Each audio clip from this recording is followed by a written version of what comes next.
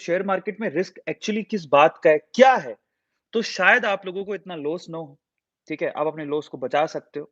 Share market से पैसा भी कमा सकते हो। It's not about reducing the loss only.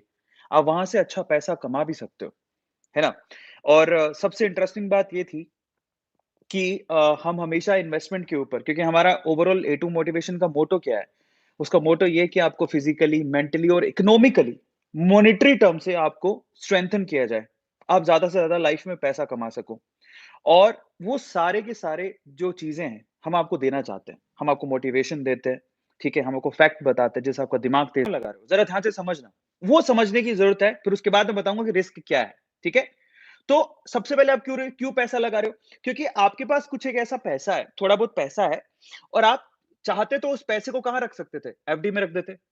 लेकिन उसमें रिटर्न नहीं मिलता है। उससे ज़्यादा तो इन्फ्लेशन बढ़ रहा है, महँगाई बढ़ रही है, तो उसका कोई रिटर्न नहीं है। 3 से 4% का आजकल तो एफडी का इंटरेस्ट हो गया, क्या फ़ायदा उसका?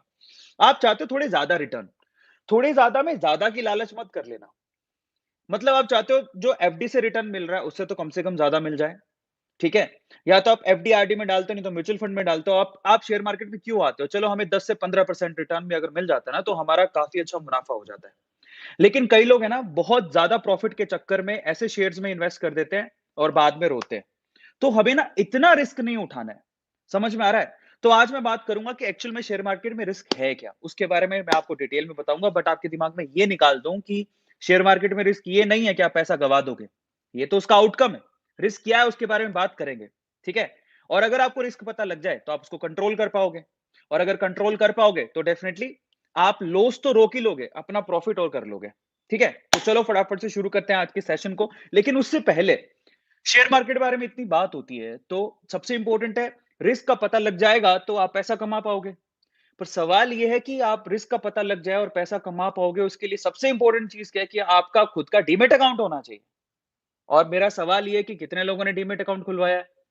अभी तक बड़े अफ़सोस की बात है कि इंडिया में 138 करोड़ की जनसँख्या है, 4 या 5 करोड़ डीमैट अकाउंट खुले हैं जो कि बहुत दुःख की बात है।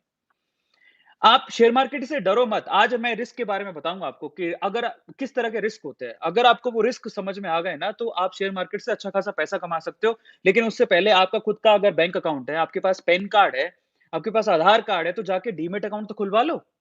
बहुत सारे लोगों का डीमैट अकाउंट नहीं है और ईमानदारी से बताओ चैट सेक्शन में लिख के किस-किस का डीमैट अकाउंट है और किस-किस का नहीं है। और अगर आपका डीमैट अकाउंट नहीं है, तो सबसे पहले जाके इसी वीडियो के डिस्क्रिप्शन बॉक्स में लिंक गिवन है अपस्टॉक्स का, एंजल्स का।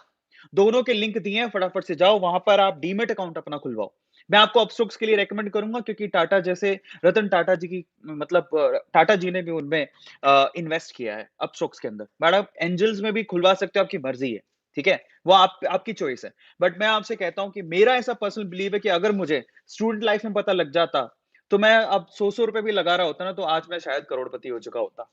है ना?